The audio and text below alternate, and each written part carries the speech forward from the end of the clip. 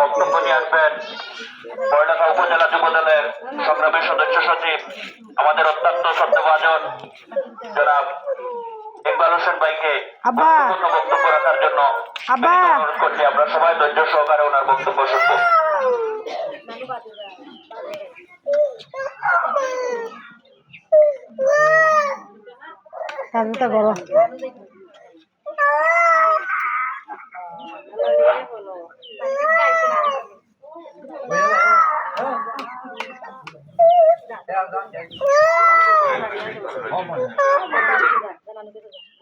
আগামী জাতীয় সংসদ নির্বাচনকে সামনে সবাই ভিডিও করে তো আমরা লুকিত হয়েছে। প্রধান অতিথি হিসাবে আমাদের মাঝে উপস্থিত আছেন বড়লেখা উপজেলা পরিষদের বারবার নির্বাচিত মহিলা ভাইস চেয়ারম্যান আমাদের সকলের শ্রদ্ধা নেত্রী জনাবা